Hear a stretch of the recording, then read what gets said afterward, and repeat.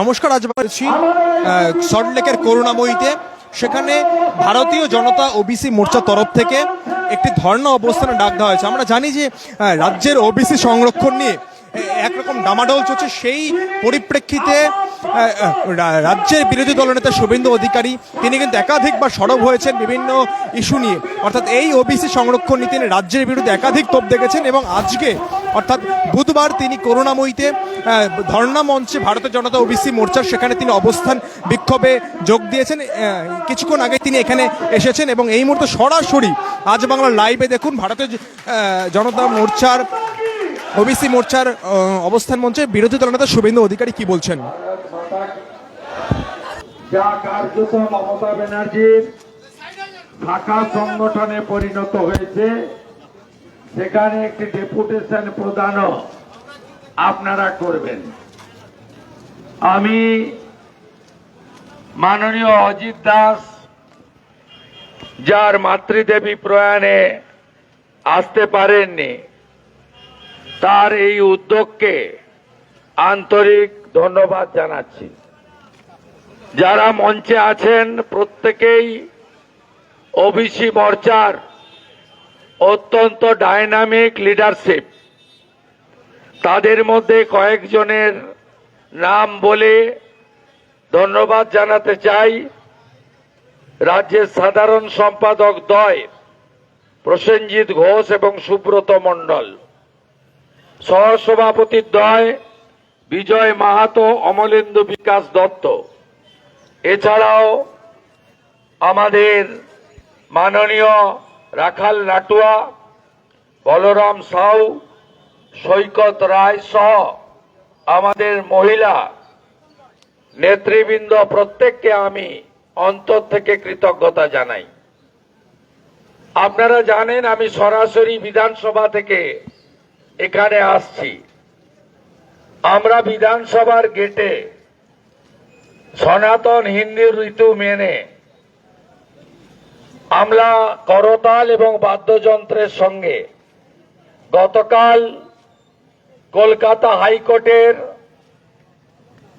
Division বেঞ্চের বিচারপতি দ্বয় যে ঐতিহাসিক রায় দিয়েছেন, ইন্টারিম রায়, অন্তর্বর্তীকালীন রায়, তাকে স্বাগত জানিয়ে আমরা বিধানসভা গেটে লাড্ডু বিতরণ করেছি। এবং আপনাদের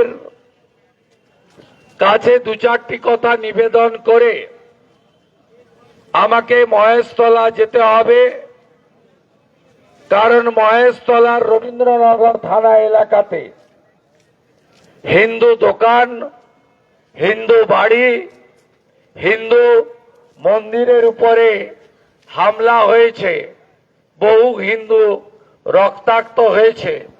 প্রথম দিন থেকে আমি যাওয়ার চেষ্টা করেছি, কিন্তু পশ্চিমবঙ্গ পুলিশ, যার নাম এখন মমতা পুলিশ, তারা আমাকে যেতে দেননি। আমি মহামান্য বিচারপতি সুগত ভট্টাচার্য মহোদয়ের বেঞ্চ থেকে অনুমতি আদায় করেছি। তাই প্রশাসনকে আগাম বার্তা যেটা দিয়েছি, সেই অনুযায়ী 3টের সময় আমাকে রবীন্দ্রনগর থানা এলাকায় যেতে হবে। আপনারা জানেন, নতুন কিছু নয়, তোষণ এবং তুষ্টিকরণ এই রাজনীতি পশ্চিম বাংলায় কোন জায়গায় গেছে। মন্ডল কমিশনের লড়াই এক ইতিহাস।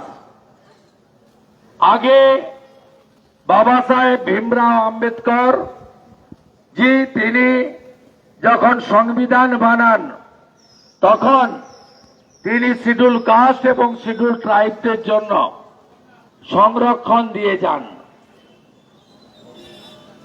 কিন্তু পরবর্তীকালে মন্ডল কমিশনের লড়াইতে ওবিসির সৃষ্টি হয়। সেদিনও বিশ্বনাথ প্রতাপ সিং এর সাথে অটল বিহারী বাজপেয়ী জি, লালকৃষ্ণ আদবানি জি কাঁধে কাঁধ মিলিয়ে এই প্রকৃত ওবিসি যারা তাদের অধিকারের জন্য সাংবিধানিক অধিকারের জন্য লড়াইতে জয়যুক্ত হয়েছিলেন। পরবর্তীকালে নরেন্দ্র মোদীজি ওবিসিদের, এসসি এসটিদের স্বার্থ আরো সুরক্ষিত মজবুত করে তিনি আপার কাস্টের মধ্যে যারা ইকোনমিক্যালি উইকার সেকশন ইডব্লিউএস চালু করেন। তাই বাবা সাহেব আম্বেদকরের দেখানো পথে অটলজি, আদবানিজি, বিশ্বনাথ প্রতাপ সিংজির দেখানো পথে আমাদের নরেন্দ্র মোদীজি ইডব্লিউএস সংরক্ষণের ব্যবস্থা করেন। এই সংরক্ষণগুলো মূলত অর্থনৈতিক এবং সামাজিক মর্যাদার প্রশ্রয়, তারা যাতে প্রকৃত শিক্ষা পায়, কর্মসংস্থান পায়, সরকারের যে কর্মসূচি বা বাজেটে অর্থ বরাদ্দ তার একটা বড় অংশ যাতে এদের জন্য ব্যয় করা হয়, এই উদ্দেশ্য নিয়ে করা।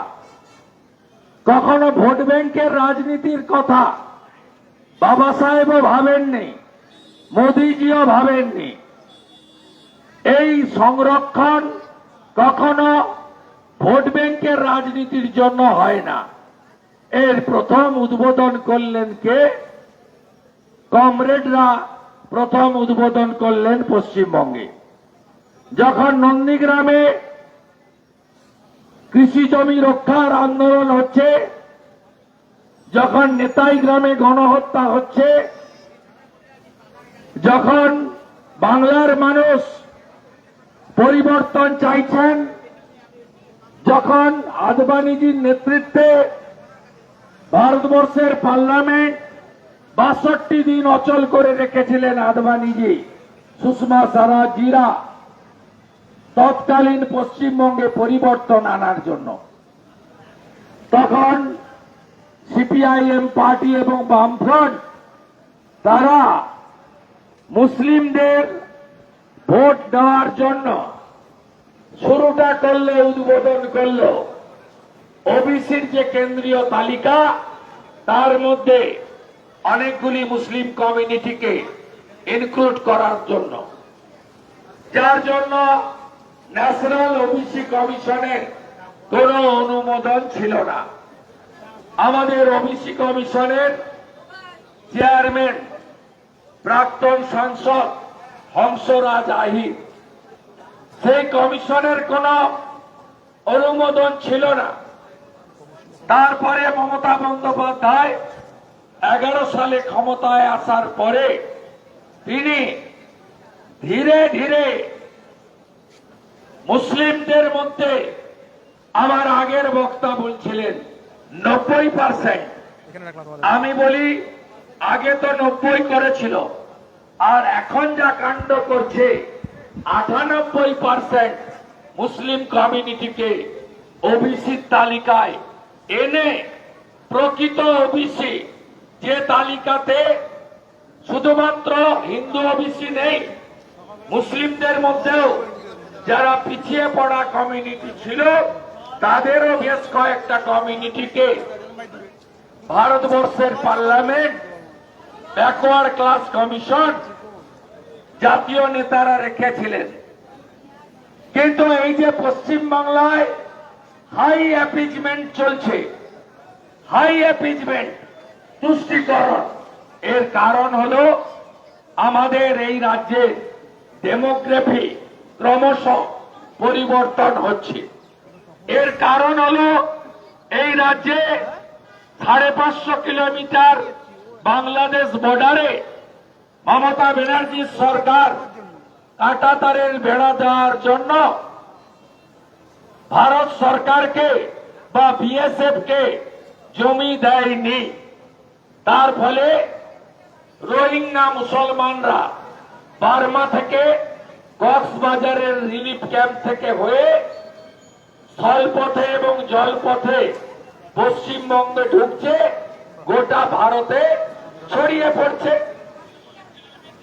এর কারণ হলো, প্রথম আমি বলেছি, যে ডেমোগ্রাফির পরিবর্তন। দ্বিতীয় আমি বলেছি রোহিঙ্গা মুসলমানদের হু করে এই বাংলায় ঢোকা।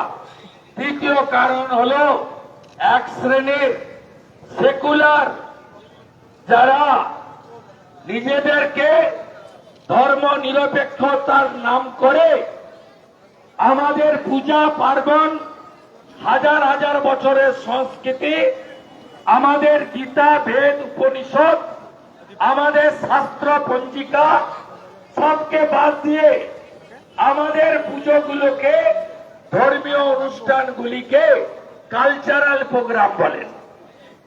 সাংস্কৃতিক অনুষ্ঠান যখন খুশি ঘট তোলা যায়, যখন খুশি ঘট বিসর্জন করা যায়।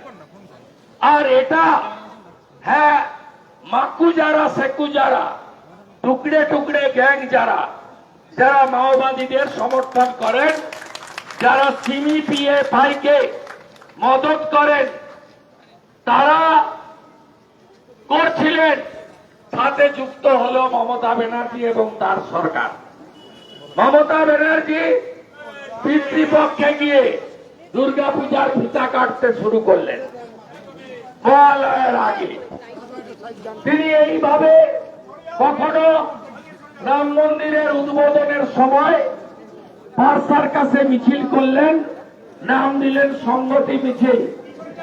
কখনো মহাকুম্ভে সনাতনীরা যখন ডুবকি লাগালো, ডুব দিল ত্রিবেণী সঙ্গমে, তখন তিনি বিধানসভার ফ্লোরে বললেন ওটা মহাকুম্ভ নয়, মৃত্যুকুম্ভ।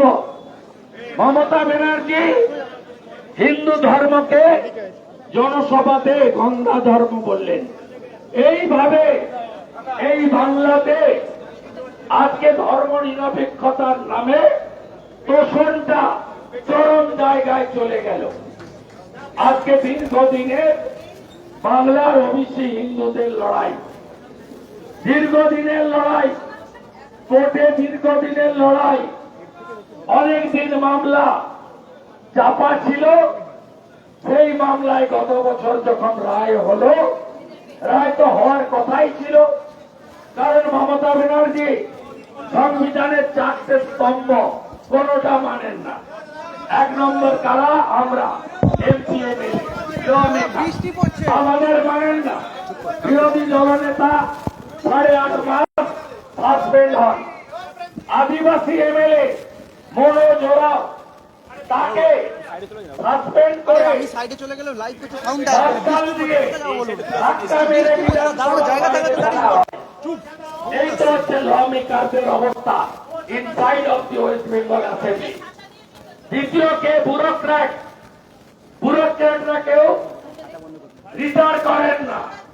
হরিকৃষ্ণ দ্বিবেদী রিটায়ার করেননি, কেউ রিটায়ার করেন না, সবাই এক্সটেনশনে থাকেন। নইলে প্রত্যেকে আলাপন বাবুর মতো, বাসুদেব বাবুর মতো তারা প্রত্যেকে আলাদা আলাদা দপ্তরের কাজ পেয়ে যান। তাই এখানকার প্রকৃত আইএস আইপিএসরা যারা মেরুদণ্ড সোজা রেখে সত্যমেব জয়ত বলে নিজের সেন্ট্রাল ক্যাডারের উপরে সম্মান রেখে কাজ করতে চান, তাদেরকে মমতা বন্দ্যোপাধ্যায় কাজ করতে দেন না।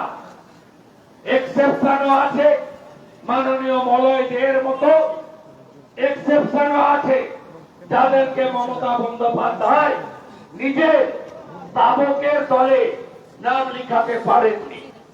আজকে ব্যুরোক্র্যাটরা শেষ করে দিয়েছেন। আজকে মুখ্যমন্ত্রীর বাড়িতে পুলিশের লোকেরা, আইপিএসরা জুতো মোজা খুলে কোমরে গামছা লাগিয়ে পুজো অনুষ্ঠান হলে বা অন্য অনুষ্ঠান হলে টিফিন বিতরণ করার কাজ করে। এই জায়গায় গেছে মুখ্যমন্ত্রী ও তার ভাইপো বেড়ালে।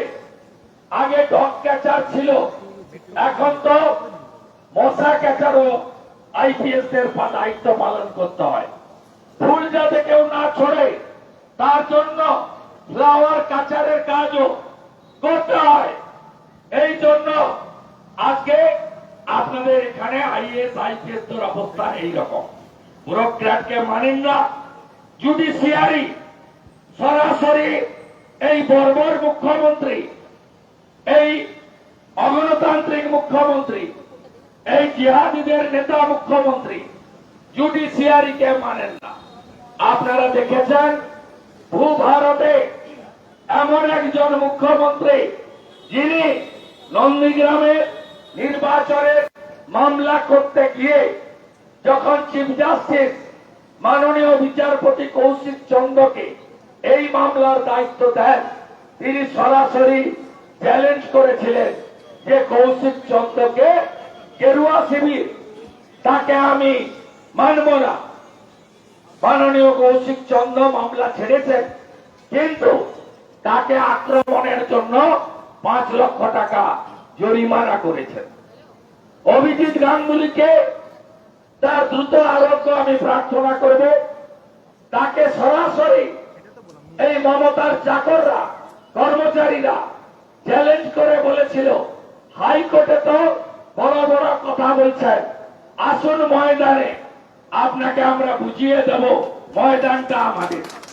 অভিজিৎ বাবু চ্যালেঞ্জ অ্যাকসেপ্ট করে আগস্টে রিটায়ারমেন্ট ছিল, 24-এ ফেব্রুয়ারিতে রিজাইন দিয়ে বিজেপিতে যোগ দিয়ে তমলুকে দাঁড়িয়ে ভাটাংশুকে 78,000 ভোটে হারিয়ে তৃণমূলকে যোগ্য জবাব দিলেন যে আমি কোর্টেও সফল আর ময়দানেও সফল। আজকে রাজাশেখর মান্থা মহোদয় তার কলকাতার বাড়িতে আমার এবং অমিত শাহজির ছবি লাগিয়েছে। এরা কখনো বিশ্বজিৎ বসুকে, কখনো মাননীয়া অমৃতা সিনহাকে, গোটা জুডিশিয়ারিকে আক্রমণ করতেও ছাড়েনি, যেটা এই জুডিশিয়ারি কনস্টিটিউশনের বড় স্তম্ভ। আর মিডিয়ার কথা ছেড়ে দেন, আমরা চতুর্থ স্তম্ভ বলি।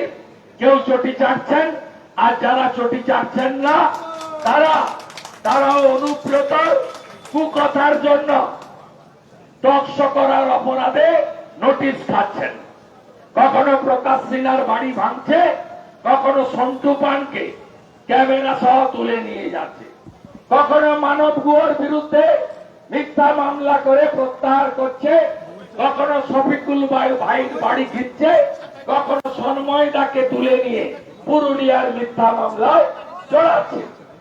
এই পুলিশ বেচারীরা, এদের বোলপুরের আইসিআর তার মাকে, এসআরটি এর চেয়ারম্যান বড় নেতা 5 বার বলছে তোর মাকে, তোর স্ত্রীকে, সে ভাষা শোনাও দেয়, মুখে আনাও পাপ, বলছে ধর্ষণ করব।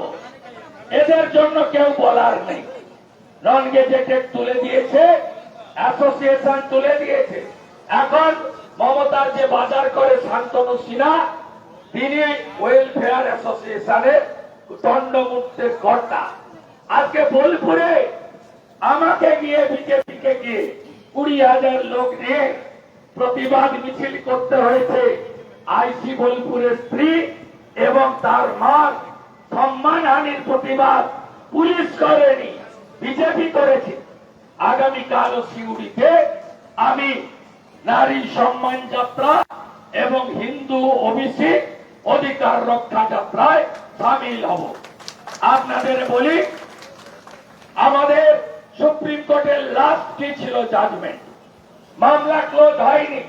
সুপ্রিম কোর্ট যখন খারিজ করতে যায় যে ধর্মের ভিত্তিতে সংরক্ষণ হবে না, হাত পা ধরেছিল 25 লাখি লয়াররা, 600 কোটি টাকা। এই টাকা থাকলে সব হসপিটালে এমআরআই স্ক্যান মেশিন বসানো যেত।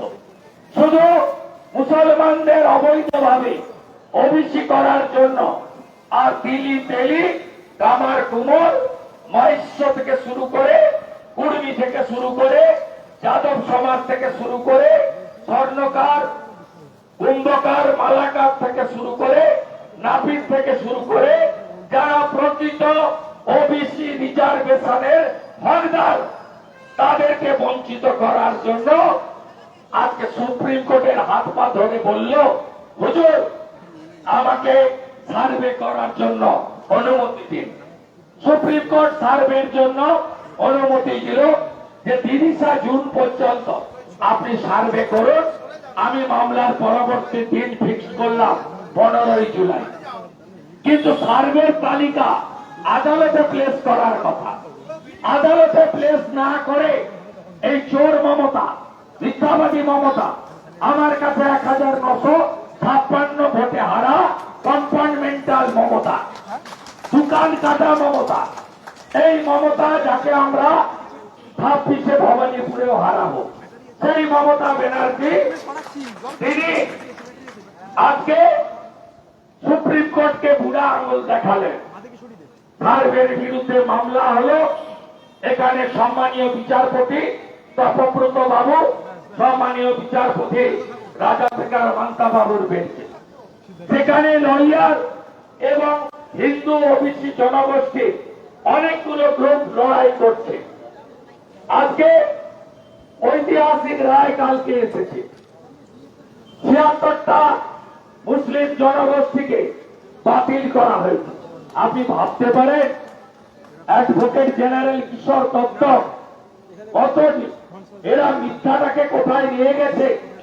আপনি ভাবতে পারেন কালকে কোর্টে যখন ইন্টারিম অর্ডারের ফাইনাল হিয়ারিং হচ্ছে, কিশোর দত্ত এজি বলছে বিধানসভায় তো 10 তারিখে ব্যাকওয়ার্ড কমিশন রিপোর্ট প্লেস হয়েছে, বিরোধীরা তো আপত্তি করেনি। আপনি ভাবতে পারেন কত বড় মিথ্যা। মুখ্যমন্ত্রী চোরের মতো ঢুকেছেন।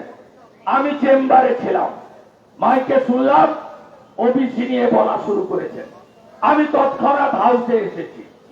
তিনি পড়তে শুরু করেছেন, বলতে শুরু করেছেন, বলা শেষ করেছেন। আমি উঠে দাঁড়িয়ে পরিষ্কার ভাবে বলেছি, ব্যাকওয়ার্ড কমিশন রিজার্ভেশন নিয়ে আপনাকে পূর্ণাঙ্গ আলোচনা করতে হবে। আপনি এভাবে পারেন না। মুখ্যমন্ত্রী চোরের মতো পালালেন, সঙ্গে স্পিকার হাউস একজন করে পালালেন। আমি আমার লয়ার দিয়ে বিচারপতিদের সামনে মিথ্যা বলার জন্য আমি মামলা করছি কোর্টে। আপনাদের দেখাতে এসেছি, এটা 11 তারিখের আমার চিঠি, রুল 319। আমি ডে-লং ডিসকাশন ডিমান্ড করেছি on behalf of the opposition as a leader of opposition. 11/6 আপনার একটা ওদিকটা চলে না, দেখবে লোকে। আপনারা দেখুন মমতার প্রসিডিং, মমতা ব্যানার্জির বক্তব্যের প্রসিডিং আমি তুলেছি। তিনি বলছেন যে মহামান্য আমার ছাতা নয় তো, আপনার ম্যাডামকে বলুন।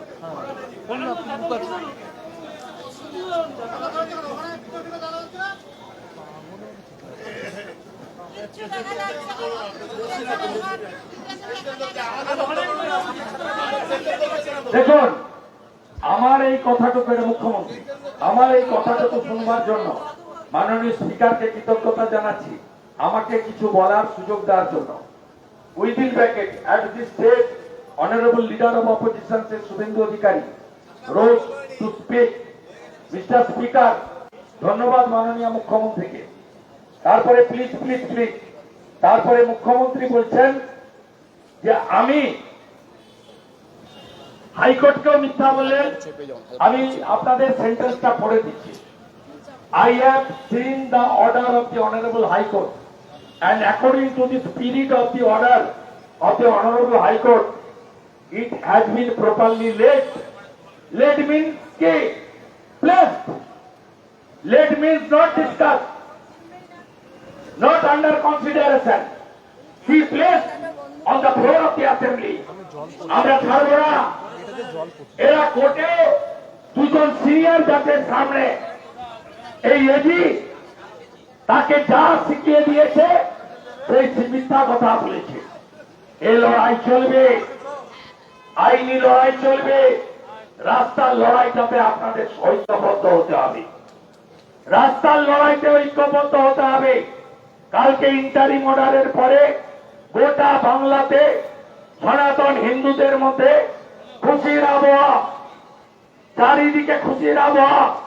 মমতা ব্যানার্জি অবৈধভাবে যে মুসলিমরা পাওয়ার যোগ্য নয়, শুধুমাত্র ভোট ব্যাংকের রাজনীতিতে তিনি করতে গেছিলেন, ইন্টারিম স্টে হয়েছে।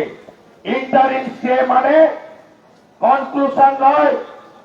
এই লড়াইকে আরো জোরদার করতে হবে, এগিয়ে নিয়ে যেতে হবে। হাইকোর্ট সুপ্রিম কোর্টে তো লড়বই, আমরা রাস্তাতেও থাকতে হবে।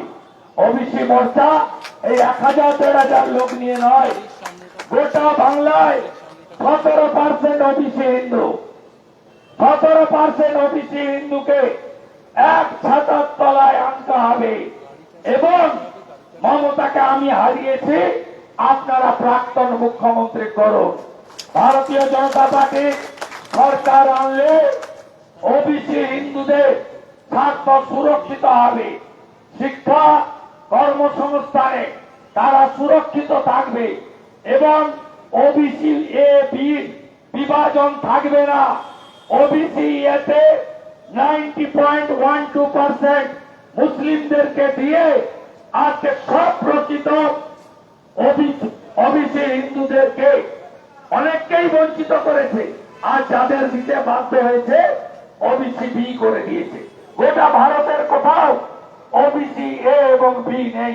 মমতা ব্যানার্জি তার যে এই দোষণের রাজনীতি, তার হাত থেকে এই বাংলাকে মুক্ত করতে হবে। নইলে গোটাবাড়ি হবে, ধলিয়ান হবে, শামসেরগঞ্জ হবে, মহেশতলা হবে, মতে মোথাবাড়ি, মতে মুর্শিদাবাদ, মতে মহেশতলা আর মহাক্ষর মমতা। এই মমতাকে তাড়াতে হবে। তাই যোগীজির কথায় বাটেঙ্গে তো কাটেঙ্গে, মোদীজির কথায় এক রহেগে তো সেফ রহেগে। আজকে সকালেই ন্যাশনাল লিডার এবং আমরা ভার্চুয়াল মিটিং করেছি 5টা জোনে। এখন যেহেতু বর্ষা, বড় করে সব সমাজকে যুক্ত করে কুর্মী, মাইশ্য, আমাদের যাদব, বাকি যা চাগুরি থেকে শুরু করে সব পুরো সমাজকে যুক্ত করে আপনারা যেটা কলকাতায় বলছেন, সোশ্যাল মিডিয়ায় বলছেন, ইলেকট্রনিক্স মিডিয়ায় বলছেন, প্রত্যেকটা ওবিসি হিন্দুর বাড়িতে এই কথা পৌঁছে দেওয়া দরকার আছে, জাগরণের দরকার আছে। কারণ আমরা যদি 26-এ দাঁড়াতে না পারি, শুধু ওবিসি হিন্দু নয়, পশ্চিমবাংলার রাষ্ট্রবাদী সনাতনীদের আজকে মমতা বন্দ্যোপাধ্যায় শেষ করে দেবেন। আমাদের অস্তিত্ব বিপন্ন হবে। তাই আসুন জোর বাঁধুন, এই লড়াইতে লড়তে হবে, এ লড়াই জিততে হবে। আমি আপনাদের সকলের শুভেচ্ছা মাথায় নিয়ে আমি মহেশতলার উদ্দেশ্যে যাত্রা করলাম এবং আপনাদের প্রত্যেকটা কার্যক্রমে জেলাতে করুন, রাজ্যে করুন, যেখানেই করুন, বিরোধী দলনেতাকে পাবেন, কেউ উঠে যাবেন না। 5টা পর্যন্ত ধর্ণা চলবে। আরো বিধায়করা আসছেন, নেতারা আসছেন। অ্যাসেম্বলি শেষ করে নরহরি মাহাতো মহোদয় ওবিসি মোর্চার রাজ্যের অত্যন্ত prominent leader, senior vice president এবং কর্মী সমাজ, তিনি এসেছেন। তিনি সভাপতি চণ্ডীবাবু এসেছেন, ভাই রাজীব বারাসতের সভাপতি এসেছেন, সবাই আছেন। আরো বিধায়ক এবং নেতারা আসছেন। এই লড়াই চলবে, এই লড়াইতে জিততে হবে এবং আমরা উইসেল ওভারকাম। গতকাল থেকে মমতা ব্যানার্জি শোক দিবস পালন করছে। মমতা ব্যানার্জিকে আর তার ভাইপোকে দেখা যাচ্ছে না, শোক দিবস পালন করছে। আজকে মমতা বন্দ্যোপাধ্যায় তাকে এই রাজ্য থেকে সরিয়ে আমাদের সুশাসন প্রতিষ্ঠাই হবে একমাত্র লক্ষ্য। সকলে ভালো থাকুন। আপনাদের বিরোধী দলনেতা, পশ্চিমবঙ্গের বিরোধী দলনেতা, আপনাদের এই লড়াইতে হিন্দু ওবিসি সমাজের সঙ্গে ছিলাম, আছি, ভবিষ্যতেও থাকবো। সবাই ভালো থাকবেন। ভারত মাতা কি, ভারত মাতা কি।